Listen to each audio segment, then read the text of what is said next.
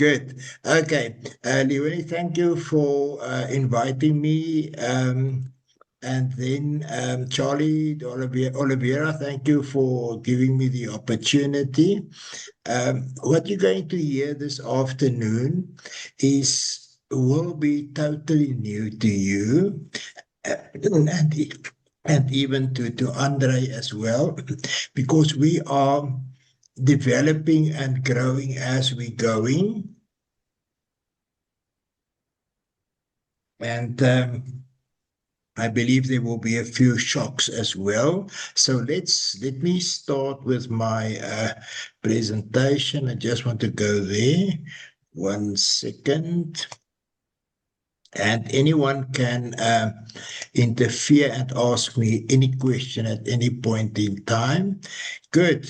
Okay, so there you are. Critical thinking cannot be taught, it must be learned. Now, where do we start? Did you know that we have I'm hesitant to say two brains, but I don't have better words. We have two brains in our mind, if you want to say. The first is our mirror brain. Now, Renee, how the brain works, in your brain are mirror neurons, okay? And that is a proven fact, Natasha. And once you how do they work? Once you see someone yawning, you will also yawn. So what do we mirror? I'm just muting you. What do we learn with the mirror neurons? We learn behavior. Okay, so you will recognize in yourself certain behaviors of your parents or the caregivers. Sometimes you think like they do, you talk like they do, and that is because of your mirror neurons that are mirroring their behavior. Now, for the foundation phase, this is how children start to talk. They mirror the lips.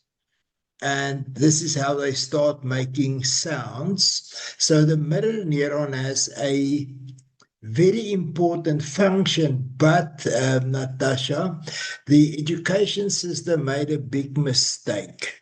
And this mistake was that if a child can mirror, then that is the way of teaching. So in our classes, we kind of want learners to be like us. And I will give you the words that teachers normally say. They say, if you don't do it as I tell you, then you won't get marks in the exam. Okay, that is kind of enforcing your mind on theirs, but it's not going to take on their minds because it's a mirror thing, and mirror things you cannot in fact learn or teach. Okay, so what in fact happens in the mirror neurons? Sorry, and then your other brain, that's the cognitive brain, that's the brain who is listening. Okay, now the role modeling has a specific role in education in the class. If you look at this little girl playing school. This is how she visualized it and mirrored it from teachers. She will put her dolls over there and she would tell them to shut up, keep your mouth shut, because that's how she understood or understands learning and teaching. The learners must say this. So the behavior that we are performing in our teaching and the behavior of the children of the learners in our class are mainly because of the mirror neurons. But the mirror neurons cannot transfer or accommodate knowledge. So you may think or walk like your parent, but you can't be your parent. You can think like them, but the content will be different, okay? So let's go to the cognitive brain and the now the traditional teaching. This is the PowerPoint explain strategy. Good. Now on the left-hand side over here, that is what the mimic brain is picking up. It's picking up without any words. The teacher is the provider of the knowledge. Okay, I'm the receiver of the knowledge, and I'm not clever because the teacher must keep telling me over and over. Good. And on the thinking brain, it learns that I must memorize and I cannot think. That is what the traditional classroom looks like. But now we all know that in both instances, once we come to the exam, there are certain prescriptions in terms of analyze, synthesize, and evaluate, whatever classification you use, Bloom or Barrett, or whatever, that is what they need to do. But think about the unfairness. They're sitting in the class.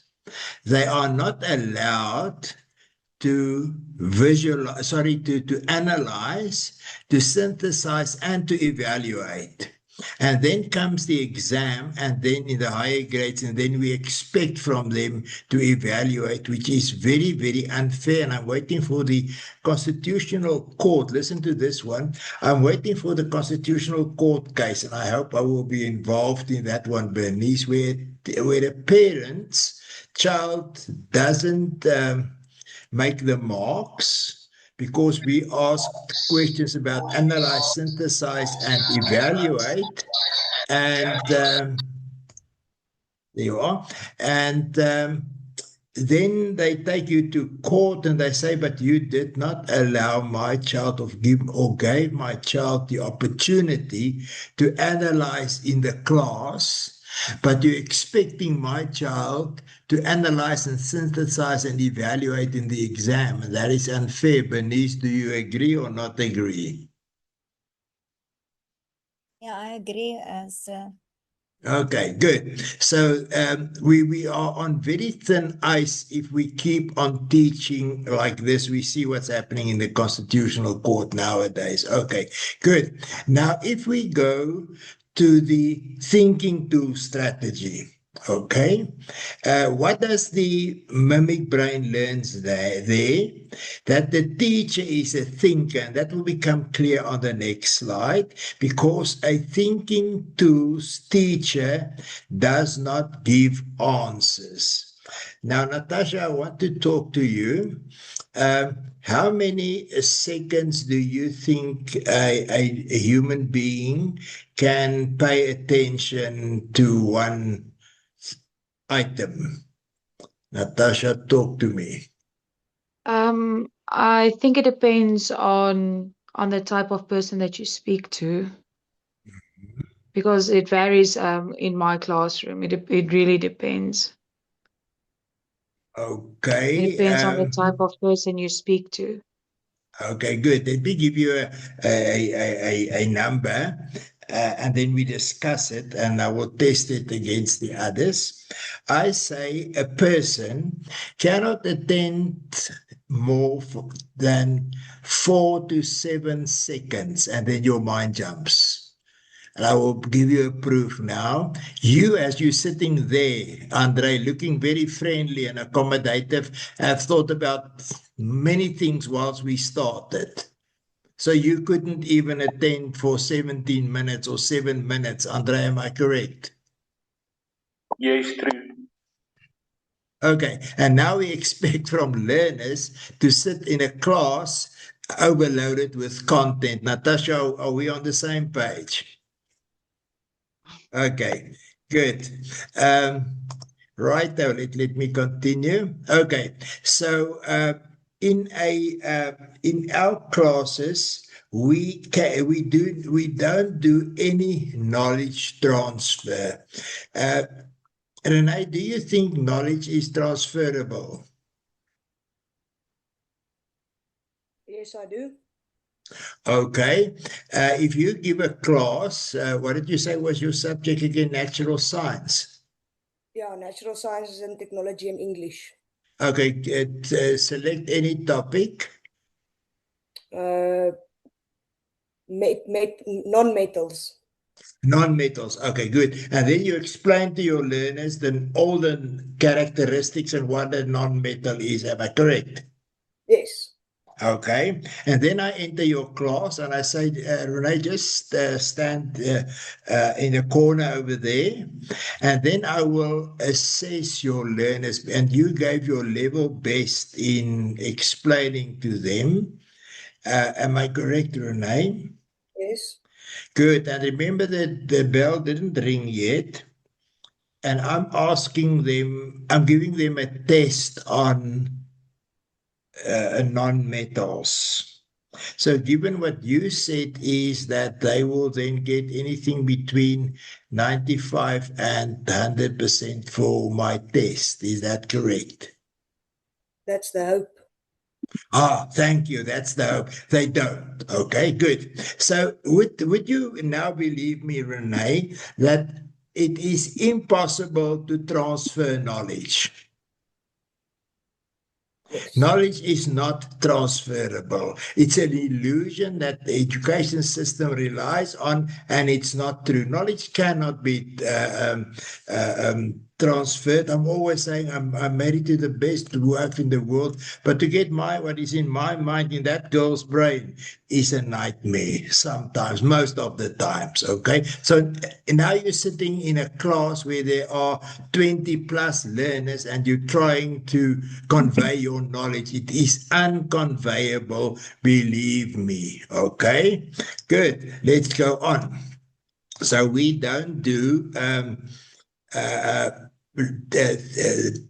explanations. So what they detect is now going to give you a practical example, and they will mimic that they are clever. Good. And then on their thinking brain, we allow our learners to figure out, and they can create knowledge and see patterns and solve problems, which means in the exam, they will be able to analyze, synthesize, and evaluate.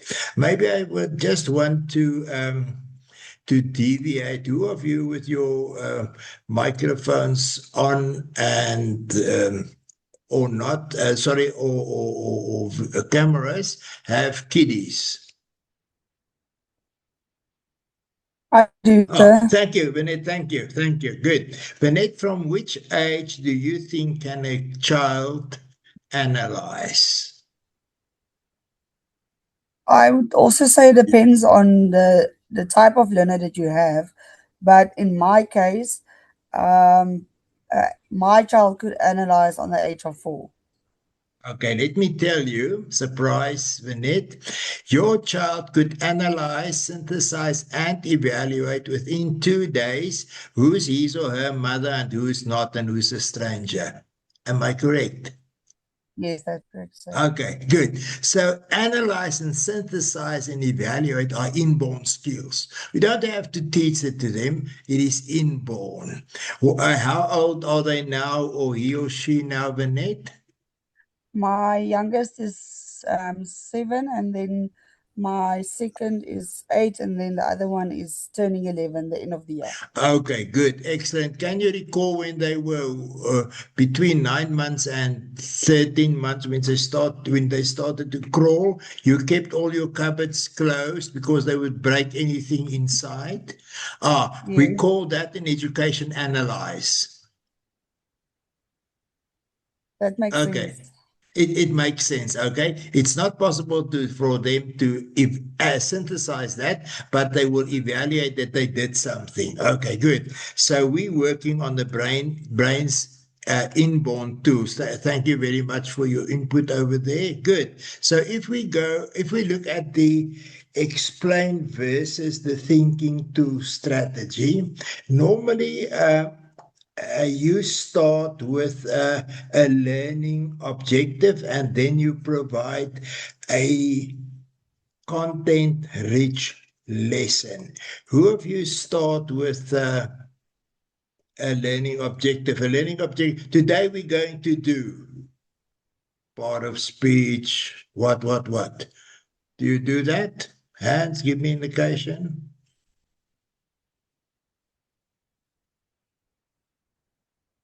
Bernice, do you start with a learning objective?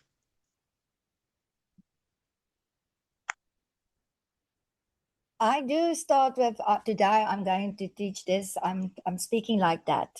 Okay, excellent. That's what I want. Because you were taught to do that. Am I correct? Yes. Okay, good. And the lecturers that taught you, they taught you to taught it. And their Yes, teachers taught them. yeah, that is how they were teaching me at the university. Okay, good. Now I want you to now you must please keep your microphone on. Let me first talk about, Bernice, talk to me. What is visual and auditive learning? Auditory learning. Visual and auditive learning is visual is most what I see and auditive is most what I hear. Yeah, excellent. So are you saying the theory says that a visual learner, kind of the pictures go in more easier than the words in the brain? Yeah, some children learn through things that they see. That's why in grade 1 we must make sure that when we teach them something that is beautiful pictures, colorful and interesting for them. And some learn by through the listening. Yes, yes. Thank you. I really appreciate your inputs, but I want you to tell me whether the eye is part of the brain, Bernice, yes or no? Yeah, the eye is part of the brain. Well, just a bit slower. So you say you're thinking with, I really appreciate your courage, hey, okay? So you're saying that you are thinking with your eye. Well, everything, your eyes, your ears, No. I said, is your eye part of your brain, yes or no? Yes. And you said yes. And I said, that means you can think with your eye because your brain is your thinking organ. Well, your eyes and your brain are working together. I'm not asking if they're working together. I'm saying, is it part of your brain? Is your eye part of the brain, yes or no? No, seker nie. It's not. No, it's not. Seker nie. Yeah, okay, good. Okay, thank you. Okay, Natasha, that means that the only task of the eye is an visual input. And after the input, there's no connection back. So you cannot tell me, Natasha, what did you learn through your eye or through your ear? Okay, but now I want to come to you with from another angle, Natasha. If I say to you the word chair, what happens in your brain, Natasha? So I'm an extreme visual person, so I immediately see A chair. the picture of a chair. Okay, Yeah. and am I correct? All of you are seeing chairs, are seeing different chairs. Yes. Okay, good. And if I provide you with this thing, what is this?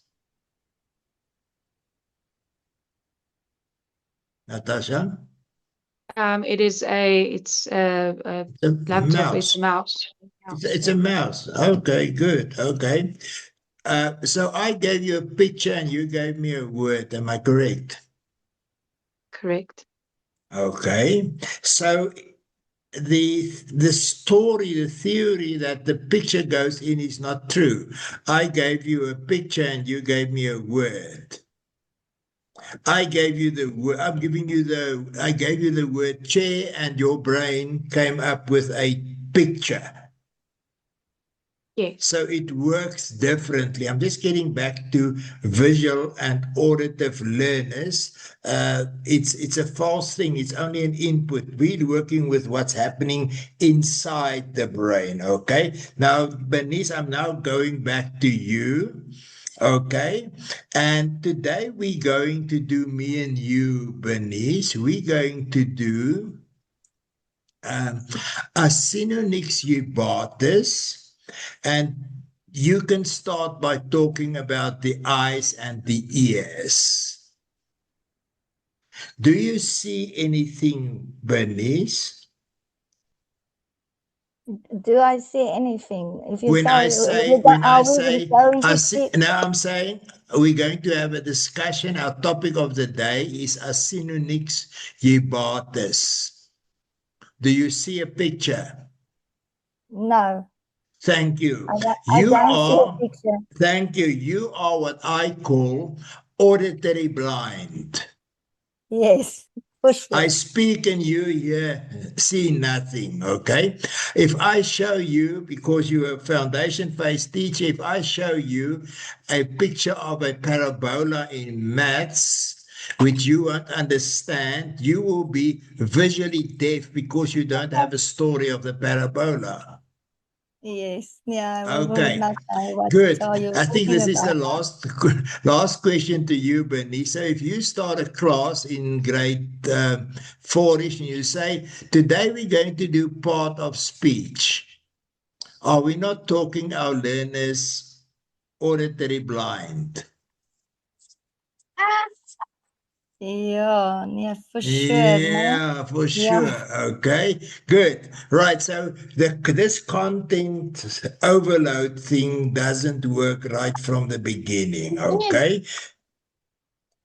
Okay. Yes. All right. Thank you. I really do appreciate. Okay. And then with thinking tools, we don't start with an with our learning objective.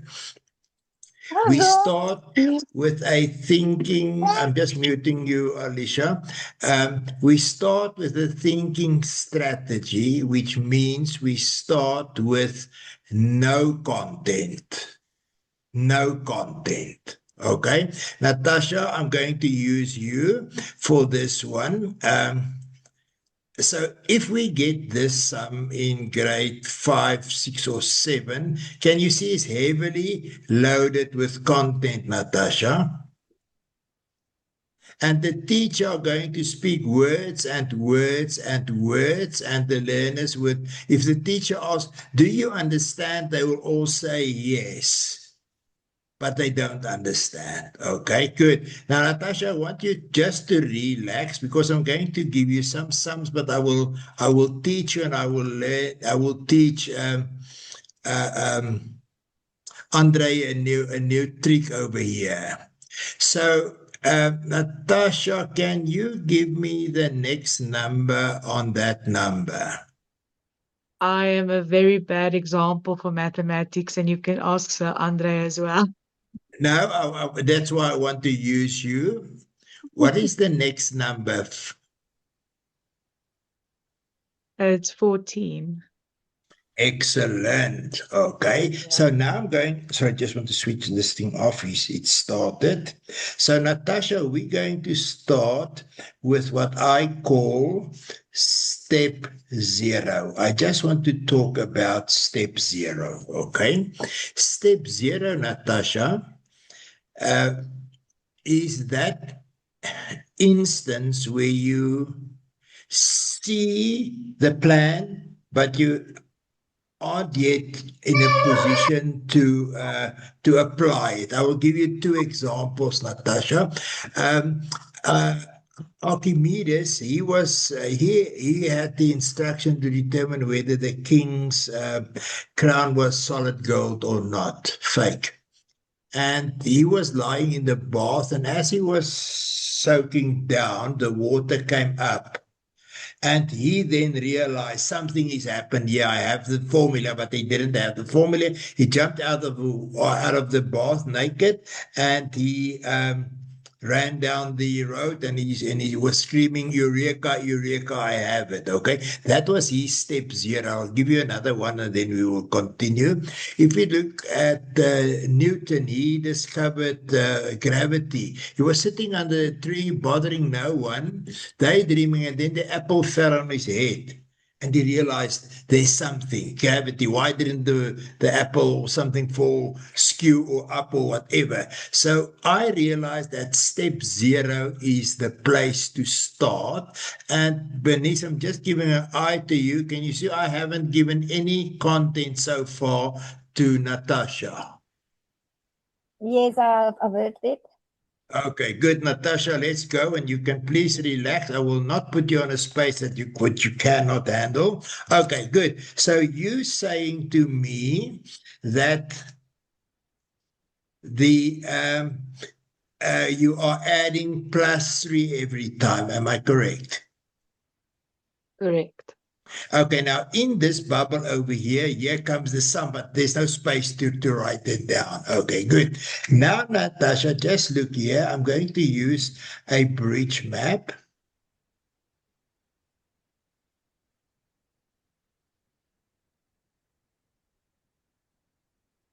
Good. And Natasha, if this is our number 1, number 2, number 3, are you with me?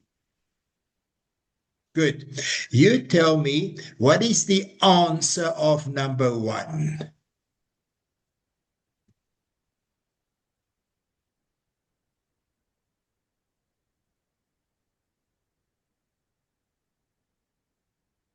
Natasha? Sorry, What is the answer of number 1? that you have already written down there. Yes, the black ones. Oh, yeah, 5. Sorry. Excellent. The answer of number 1 is 5. Very good. And the answer of number 2? 8.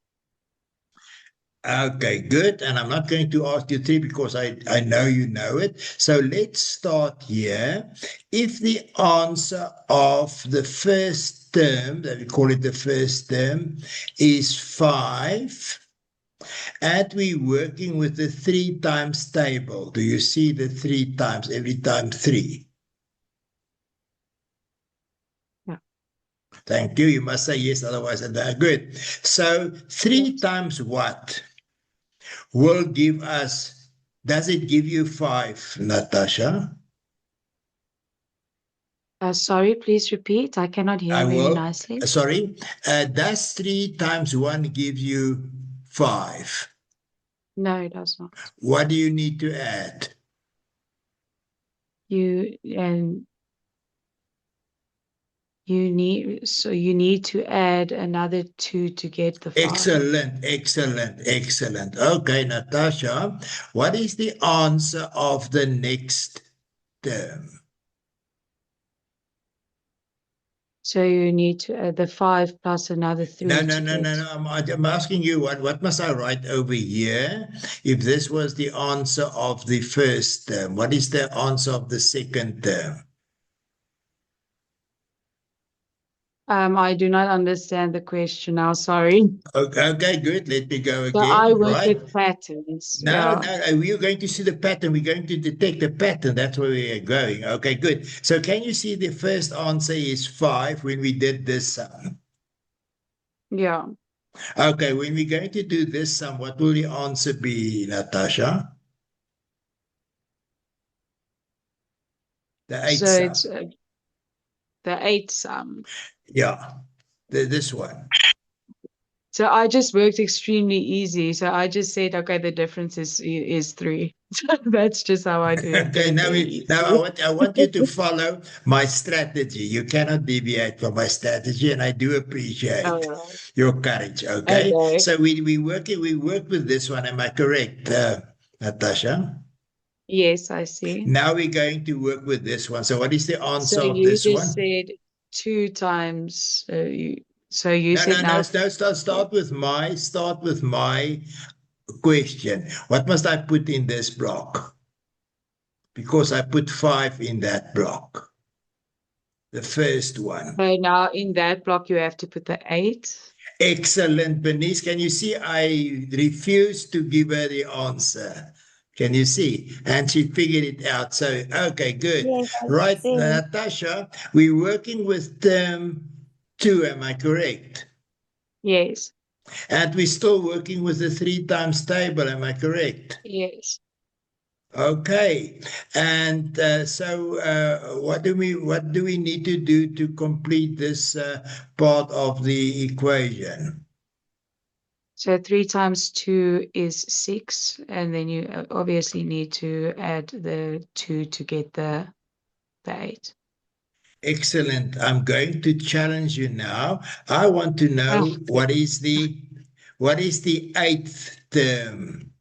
You know, if we go on. What is the 8th term, Natasha? The 8.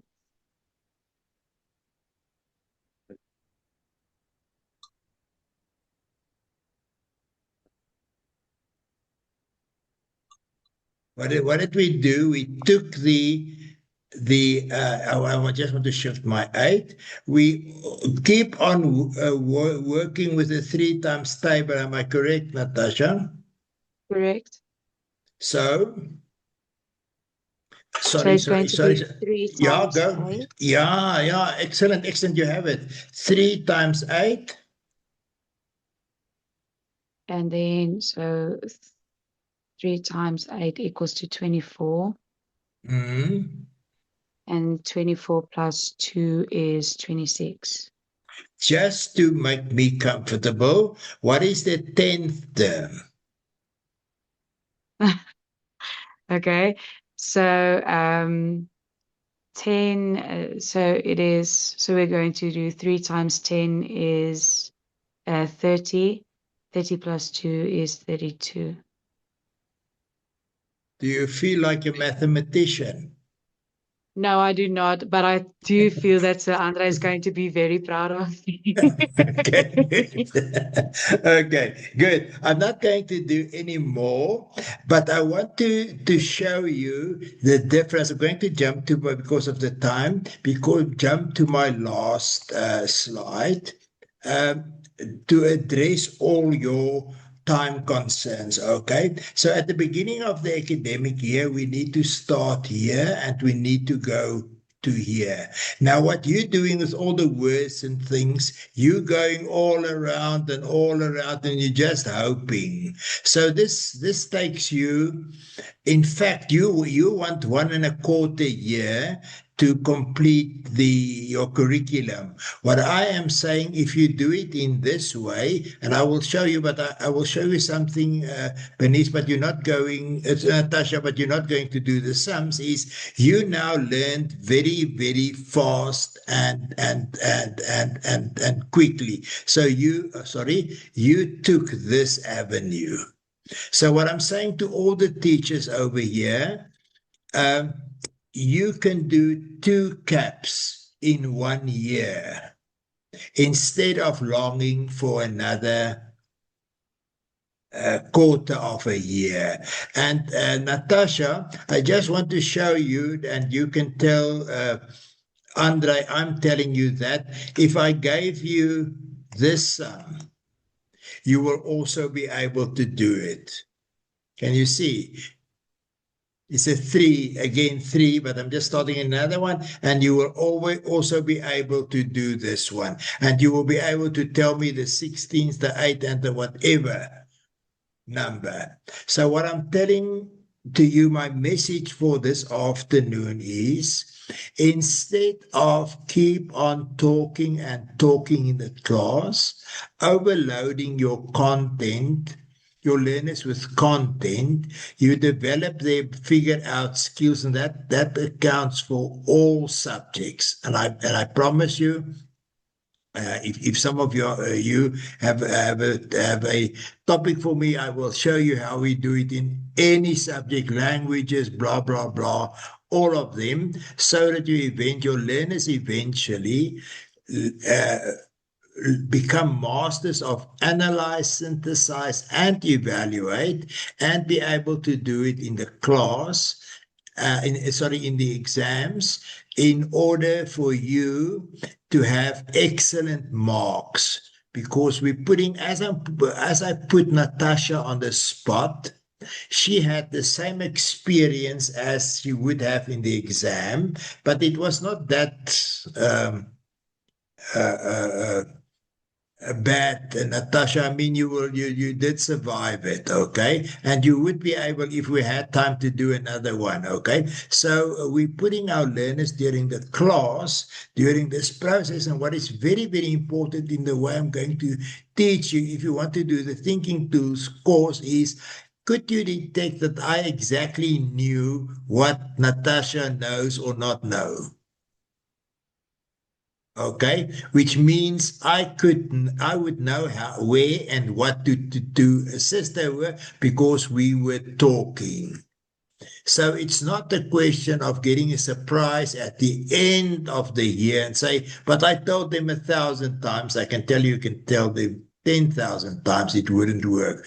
I will now know if I give Natasha another round on this sum, it will go like that because she learned the straight way, not going all around. So this is what I'm saying to you, and I'm pleading it not only for you, but for the learners and for your own peace. Don't go on teaching and wondering. Let them do the thinking. And this also accounts for grade 1, 2, and 3. And I also have a class in Afrikaans, which I call die mama juffrou leer dink, leer lees, leer somme doen. So you start from a very, very small age. I just want to touch on one thing before I leave, and that is for the foundation phase. In the brain, there's a chronosensor. Chrono means time, sensor means sensor, okay?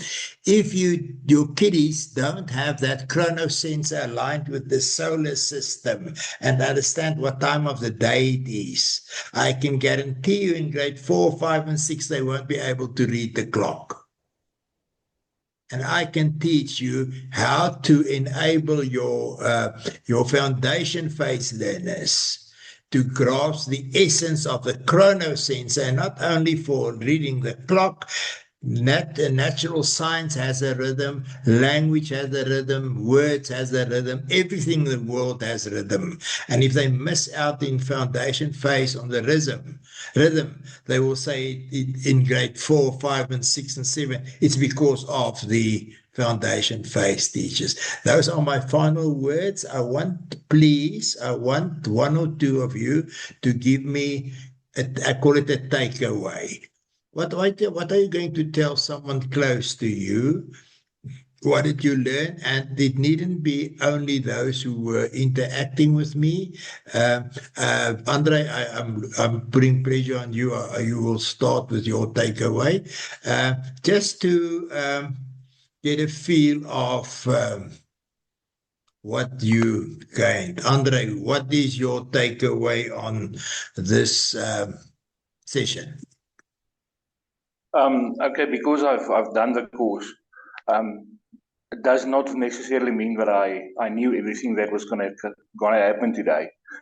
So the way of teaching, and not teaching, but testing your learners, getting the information from them, that takes a lot of pressure off you as a teacher as well. And the learners in class specifically, they enjoy it more when one of their friends can figure something out that you as a teacher were supposed to teach them. Excellent. And that figuring out gives them the aha, and that gives feel-good hormones, and that makes them, in fact, addicted to your classes. Natasha, talk to me. That you giving them their space to figure something out, that that they learn more, so that actually give them a little bit more independency as well. Excellent, Natasha, and I want to align with you. Every time they get their aha and insight, okay, you get neural pathways that grow. Okay, and if I meet you in 10 years' time, Natasha, in Pick n Pay, and I recognize you and you recognize me, you will tell me, you did that thing about what. Okay, because there are neural pathways, and neural pathways, Natasha, are a kind of indestructible, and I will give you evidence of that. All of us do have incidences in our lives that we wish that we can forget, but we can't. It's impossible. So that's my proof that once you thought the thing out, once you figure the thing out, it is Leone. Leone, you can talk. Okay, guys, so here with me is my daughter now. She's also part of Gus's group on a Thursday Hey, evening. Shante. Hello, and I just want to tell you guys that because of the thinking tools, my child can go and study next year health sciences. Without this program, I don't think that would have been a possibility. So we really appreciate everything that you do for the children in your classes. And yes, if all the teachers can also do the thinking tools and go through it, I think our learners will benefit from it greatly. Thank you, Leone. We started this year from grade 2. I have a grade 2 class and a grade 3 class, maths. It is just a feast. Renee, can I ask you to give me your takeaway? Well, the first thing that comes to mind is what you said, is that knowledge is not transferable. So it doesn't help I stand in front of a class and basically force the children to take in the knowledge that I want them to know. I have to give them the opportunity to gain the knowledge on their own. Wonderful insight. I want to tell you another secret, Renee. If you are blahing in front of the class, you are in your mind, and let's just listen to my heart, think that they are too stupid to figure it out themselves. So you do it, okay? And they are going to live up to it. And they will be too stupid to figure it out. If you do what I do with the Shante group in grade 12, we say, no, we don't do the maths, you do the maths. What's cooking over there? What? And they telling us, meaning that we believe that they have the brains to figure it out. And they prove this philosophy of ours true. That, yeah, they have the brain. So whatever you believe of your learners is going to become true. And look at your own marks, and I know our school's marks look, and it is because we have the subtext of, let me explain to you because you're too stupid. You get it. They pick it up and they live up to it. Bernice, may I ask you work so hard for a takeaway? Well, I understand that I mustn't give too many knowledge to the children. I must let them give me. Sometimes they must give me the knowledge. I just explain to them things, and they will give me the answers. Yeah. Bernice, one last word to you. Not sometimes, all the time. I promise you, there's no topic in the world that does not have sufficient prior knowledge that they cannot figure it out for themselves. It was such a pleasure working with you, sharing what I know about the brain and thinking tools, and I really hope to see you. We can strike a deal on your course, and for the headmaster, we have in mind what we call not thinking tools, marvelous minds schools. We already have about 14 marvelous minds there to tutor differently, tutors in the country, and we're multiplying them. We eventually want 800, and we're busy with 2 schools currently. We are making marvelous mind schools, which means you do the course and we support and guide you all the way, and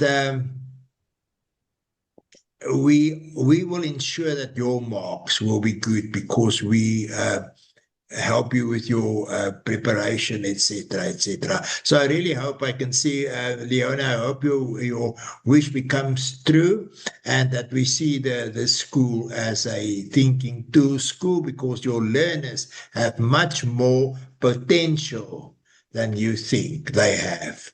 It was a pleasure working with you. Hope to see you.